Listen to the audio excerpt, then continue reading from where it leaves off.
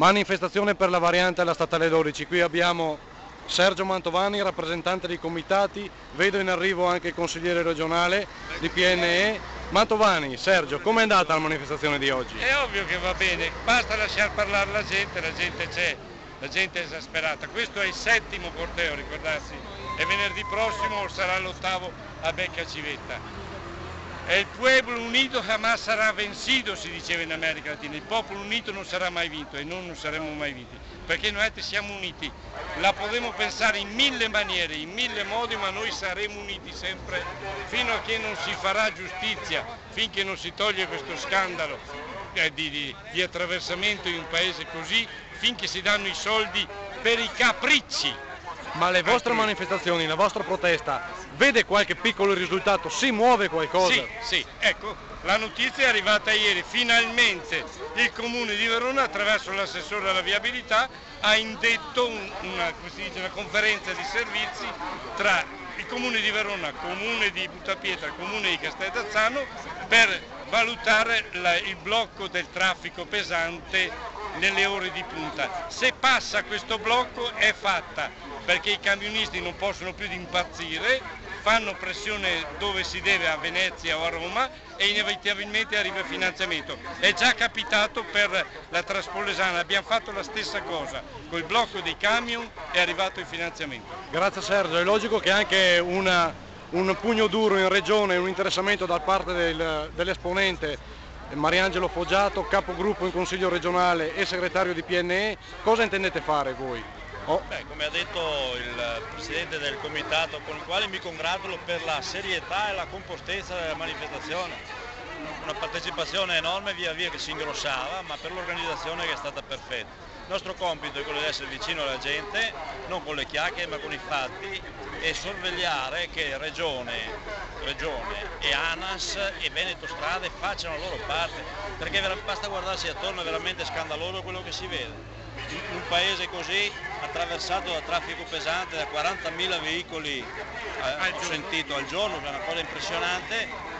Il sindaco mi diceva che la curva più avanti ha un primato di circa 100 morti, voglio dire, i soldi si devono trovare per queste, per altre cose no, ma per queste i soldi si devono trovare, per la vita delle persone non ha.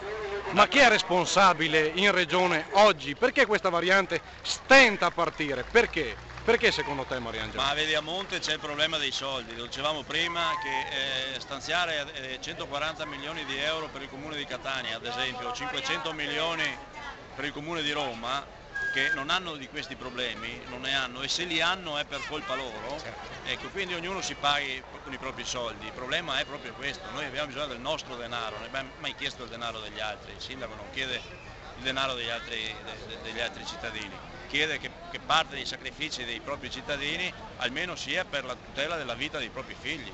Cioè uno non può pagare le tasse per vedersi ammazzare i figli nella strada perché non ci sono i soldi che vanno da un'altra parte. Questo è il punto, rischia di saltare il patto fra il cittadino e lo Stato. Il cittadino paga le tasse perché lo Stato le restituisca dei servizi, perché non è obbligato a pagare le tasse, le paga per questo.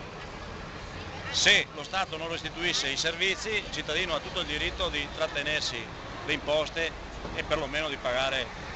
Una piccola precisazione, è uno scandalo che per una bretellina in Valpantina che sostituisce un pezzetto di strada che non attraversa nessun paese, la Regione ha stanziato 16 milioni di euro, ripeto 16 milioni per una bretellina che non serve nessun paese perché non attraversa nessuno. E qui per questa variante che interessa 60.000 persone hanno stanziato solo 300.000, ripeto 300.000 qua e là dove non serve 16 milioni. Questo è uno scandalo. Io non voglio fare i nomi dei responsabili né vi invito né vi incalzo voi a farli.